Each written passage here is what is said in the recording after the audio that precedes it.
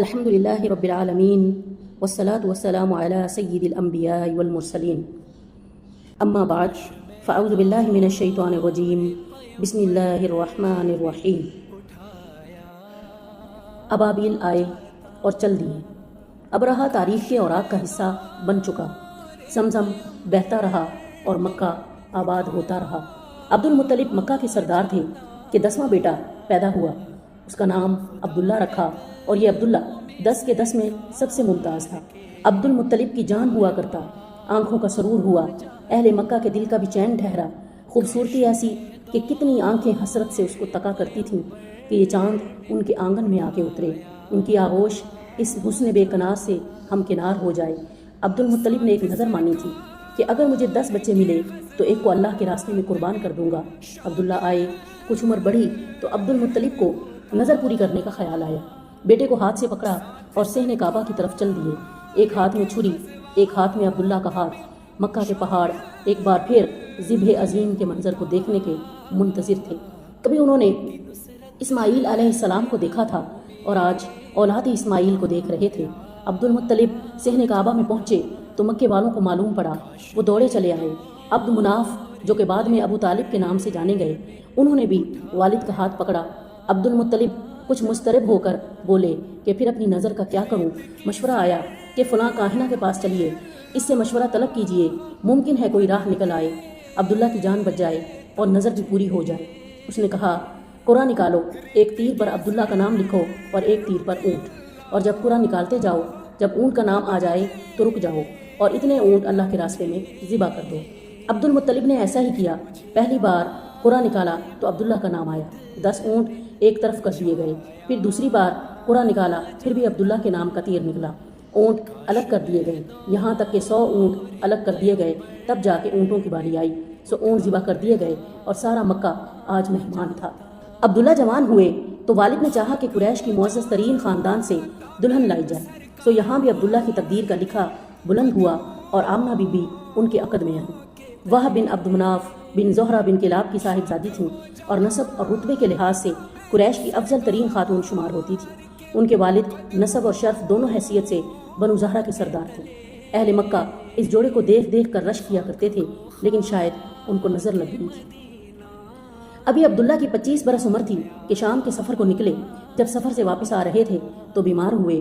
سورج ڈھل رہا تھا، لیکن یہ عبداللہ کی عمر کا سورج تھا۔ عبد المطلب کے ننھیال یعنی مدینہ کے جوار میں رہتے تھے، سو اپنے والد کے ننھیال میں رک گئے۔ قافلہ والوں نے مکہ پہنچ کے خبر دی کہ عبد المطلب نے بڑے بیٹے حارث کو بلایا اور کہا کہ بھائی کی خبر لو، لیکن جب تک حارث عبداللہ تک پہنچتے، عبداللہ دار فانی سے رخصت ہو چکے تھے۔ جوان دلہن کی 2 ماہ کی حاملہ تھی، صدمے میں مرثیہ خواہ ہوئیں۔ بی بی آمنہ کے اشعار آج بھی تاریخ کا حصہ ہیں۔ دکھ اور کرب کی گھڑی میں، جدائی کے موسم میں جو اشعار انہوں نے کہے، ان کا ترجمہ کچھ اس طرح سے ہے: بطحہ کی آغوش ہاشم کے لخت جگر سے خالی ہو گئی اور وہ ایک لحد میں آسودہ خاک ہو گیا۔ اسے موت نے پکارا تو اس نے لبیک کہہ دیا۔ اب موت نے لوگوں میں ابن ہاشم جیسا کوئی انسان نہیں چھوڑا۔ اس شام کے دامن میں کیسی حسرتیں لپٹ رہی تھیں کہ جس شام لوگ انہیں تخت پر اٹھائے لے جا رہے تھے، وہ موت اور موت کے حوادث نے ان کا وجود ختم کر دیا ہے، تو ان کے کردار کے نقوش نہیں مٹائے جا سکتے۔ وہ بڑے دانا اور بڑے رحم دل تھے۔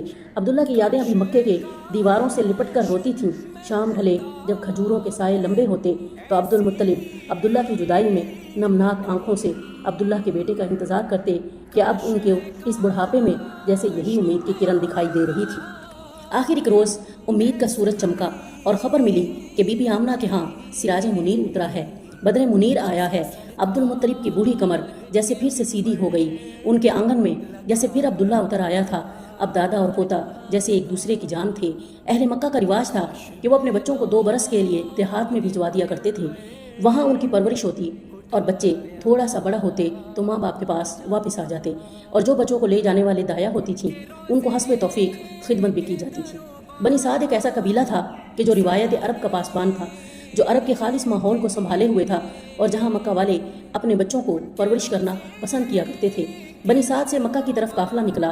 ان میں ایک کمزور سی گدی پر سوار ایک خاتون حلیمہ سعدیہ بھی تھیں، اور ساتھ ہی ایک نحیف و نزار اونٹنی پر ان کے شوہر سوار تھے۔ ان کمزور جانوروں کے سبب یہ قافلے سے بار بار پیچھے رہ جاتے اور راستہ بھر قافلے والے رک کر ان کا انتظار کرتے، لیکن جب مکے کے آثار دکھائی دیے تو کون کسی کا انتظار کرتا، سو سب جلدی جلدی مکہ پہنچے اور حلیمہ سعدیہ پیچھے آہستہ آہستہ سوئے منزل رواں دواں تھیں۔ بنی سعد کی عورتیں مکہ پہنچیں تو سب سرداروں کے گھروں میں گئے، بی بی آمنہ کی طرف بھی 1 سے زیادہ لوگ گئے، لیکن جب یہ دیکھا کہ بچے کا باپ نہیں ہے تو کچھ نا امیدی سے نکل آتے کہ سر پر باپ کا سایہ تو ہے نہیں، یہاں سے کیا ملے گا۔ حلیمہ کی ساری ہمجولیاں اور شریک سفر اپنے لیے بہترین انتخاب کر چکی تھیں۔ بہت تلاش کے بعد مکہ میں بس ایک ہی بچہ بچا۔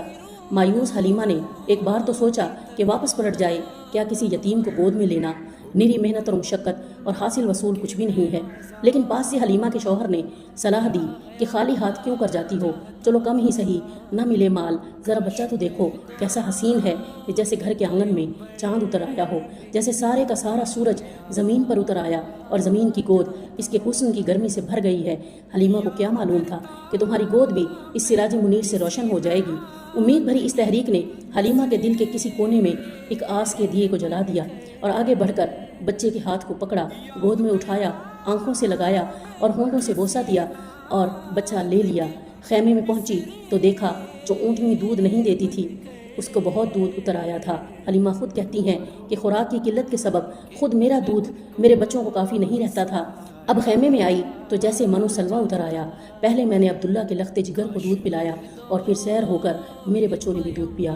اپنے شوہر کو کہتی ہیں کہ کچھ بدلاؤ ہے اور شاید اس بچے کی سبب ہے کہ جیسے ہمارے خیمے میں برکتیں اتر رہی ہیں۔ واپسی کا سفر تھا، تاریخ میں بس واپسی کے سفر کا اتنا ہی احوال ملتا ہے۔ اونٹنی کہ جس نے اس کو آمد کے سفر میں اپنی سستی کے سبب شرمندہ کیے رکھا تھا، اب واپسی کے سفر میں وہ سب سے آگے جا رہی تھی اور ہمجولیاں کچھ حیرت سے پوچھتی تھیں کہ حلیمہ کیا ماجرا ہو گیا، اس مردہ تن میں کہاں سے ایسی جان آ گئی، کہاں ہم تمہارا انتظار کرتی تھیں اور اب تم ہم سے پکڑائی نہیں دیتی اور تم رک کر ہمارا انتظار کر رہی ہو۔ حلیمہ کے پاس اس کے سوا اور کوئی جواب نہیں تھا کہ میری اونٹنی کا سوار بدل گیا ہے۔ صلی اللہ علیہ وسلم۔ سبحانک اللہم و بحمدک، نشہد ان لا الہ الا انت، نستغفرک و نتوب الیک۔